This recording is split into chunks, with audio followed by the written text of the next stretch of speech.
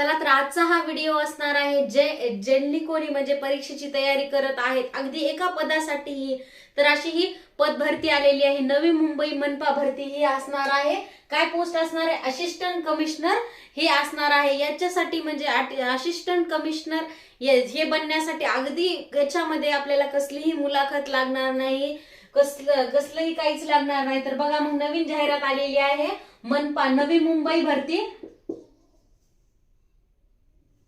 नवी मुंबई इथे ही अपडेट आलेली नवी मुंबई मनपा भरती हे असणार। नवीन जाहिरात आली। फॉर्म कोणाला भरता येणार आहे म्हणजे कोणती पात्रता ही लागणार आहे, रिक्त जागा किती असणार आहे। तर राज्य सेवा लेवलचं हे पद आहे म्हणजे राज्य सेवा लेवलचं पद आहे।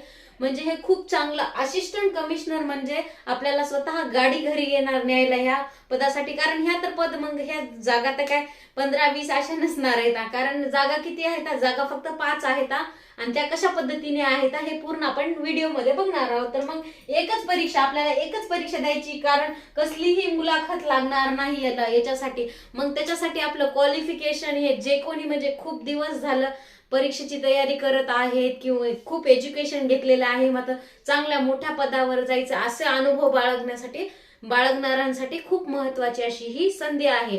तर मग सहाय्यक आयुक्तालय याचं काय असणार आहे? किती पदे? सहाय्यक आयुक्तालय यांच्यासाठी म्हणजे सहाय्यक आयुक्तालय म्हणजे असिस्टंट कमिशनर, तर याची किती पदे येतात? पदे तर 5च आहे। तर मग याला काय आहे? S13ची S16ची वेतन श्रेणी आहे। वेतन श्रेणी पण खूप चांगली आहे। याच्यासाठी वेतन श्रेणी किती आहे? 44,900 ते 1 लाखाच्याही पेक्षा जास्त आहे। 1,42,400 असं हे वेतन श्रेणी आहे। तर मग जागा ह्या 5च आहेत आणि जागा कोणाकोणासाठी येतात? एससी साठी एक जागा आहे, तर ओबीसी साठी एक जागा आहे। आता तुम्ही म्हणणार एका जागेसाठी फॉर्म, तर हेच कशासाठी व्हिडिओ केलेला आहे की ज्यांना कोणालाही म्हणजे खूप त्यांनी अभ्यास करतात सुरुवातीपासून आणि चांगल्या लेवलच्या पोस्ट वर जायचे त्यांच्यासाठी ह्या जागा असणार आहेत।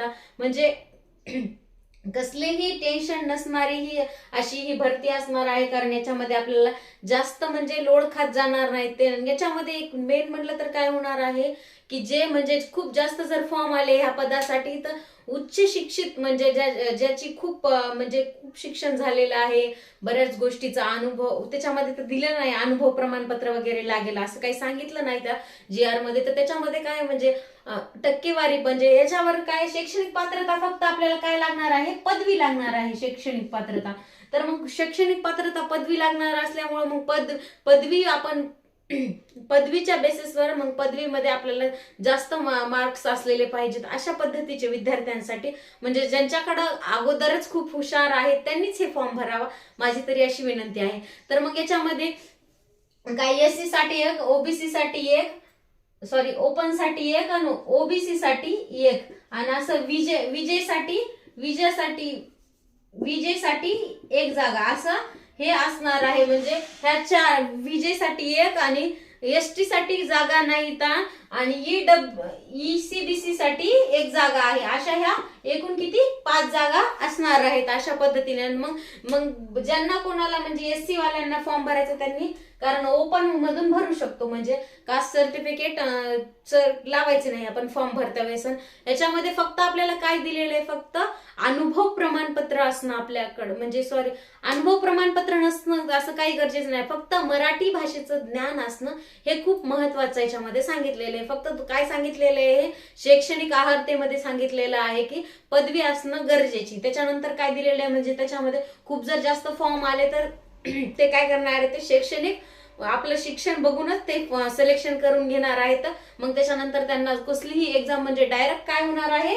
शॉर्ट लिस्ट लागल्या जाणार आहे। शॉर्ट लिस्ट मध्ये ज्यांना कोणाला हायर स्कोर आहे पदवीमध्ये किंवा ज्यांचं शिक्षण खूप उच्च स्तरावरलं आहे त्यांचीच ही निवड केली जाणार आहे। अशा पद्धतीने हे फॉर्म असणार आहे। तर मग फॉर्म कधीपासून भरायचा आहे?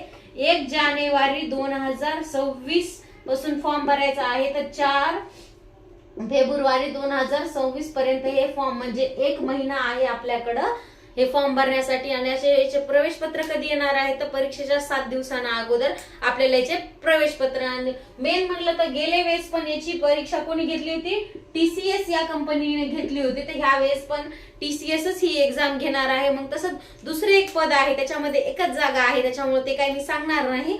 महानगरपालिका उपसचिव यांच्या S15 ची वेतन श्रेणी असणार आहे 41,800 ते 1,32,300 असं असणार आहे. नंतर सहाय्यक विविध अधिकारी, म्हणजे जे काही सहाय्यक विविध अधिकारी मधून एकच पद भरल्या जाणार आहे, त्याची पण वेतन श्रेणी S15 चीच आहे. खूप चांगलं असं पद आहे. ज्यांना कोणाला म्हणजे सहाय्यक आयुक्त म्हणून फॉर्म भरायचे आहेत त्यांनी भरू शकता, आणि बाकीचे एक जागा आहेत ते ज्यांना भरायचे त्यांनी भरू शकता. तसं काही नाही की म्हणजे याच्या वेबसाईटवर तुम्हाला सगळं भेटून जाईल. आता अजूनही याचा सिलेबस काय आहे ते आलेलं नाही. जर सिलेबस आला तर नक्कीच तुमच्यापर्यंत ही अपडेट येऊन जाईल. आणि भावी अधिकाऱ्यांसाठी हे खूप महत्वाची अशी अपडेट असणार आहे. ज्यांना कोणाला व्हिडिओ आवडला, ज्यांचे कोणी मित्रमैत्रिणी अशाच पोस्टची वाट बघत आहेत, त्यांना नक्की हा व्हिडिओ शेअर करा. तोपर्यंत नमस्कार.